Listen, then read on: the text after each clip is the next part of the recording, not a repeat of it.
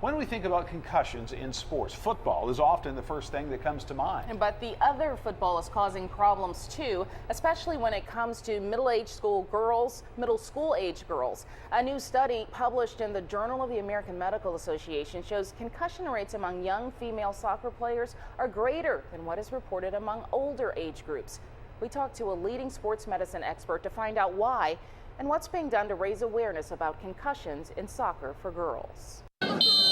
More than half the concussions reported in a new study on middle school age girl soccer players occurred as a result of a head-on collision. Went up for a header and her head hit another player on the opposing team's head and went down. That's how Rosemary Gillespie's daughter Elizabeth obtained a concussion last year. I thought, oh, she'll be fine, because she actually went down, said she was fine, wanted to stay in the game. Coach pulled her off. Everything went blank after that. Elizabeth spent the next 9 days sleeping between 14 and 16 hours a day. And they said that was what's supposed to happen. Her brain is supposed to have complete rest. That's the message UAB Sports Medicine Director Drew Ferguson tells me he's trying to get across to anyone participating in youth sports. Players, coaches. Parents also need to have that course, and they have to sign a consent form saying that they understand the risk involved and that their child is subject to that risk and what the signs and symptoms are of concussion. Even though all 50 states have laws requiring a doctor's clearance before a concussed athlete can return to play, this study found many middle school age girls were playing with concussion symptoms, and that can be even more dangerous for young soccer players.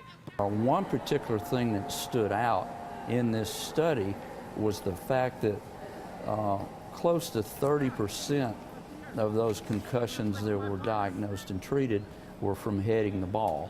That's alarming because an essential part of soccer is using the head to hit the ball. For middle school age girls who are growing and developing, that's a concern.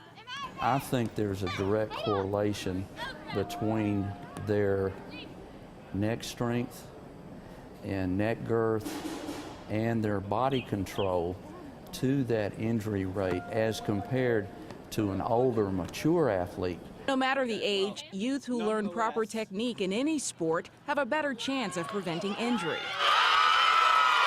A little scared every time she goes up for a header. I would say she's more cautious, but she's not. She's still going to go for those headers. And for middle school girls who play soccer, that is especially true.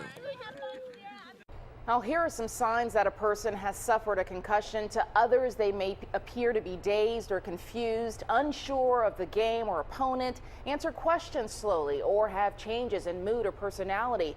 They may feel pressure in their head or a headache. They may feel nauseated, have blurred vision, and sensitivity to light or noise. Children's of Alabama is partnering with Wise Up for a concussion summit on June 13th. It's from 7 a.m. to 4:30 in the afternoon at Children's Bradley Lecture Center. You can hear from nationally recognized doctors, trainers, and athletes like Olympian Kat Reddick. Go to CBS42.com for registration information for the Cutting Edge Concussion Summit.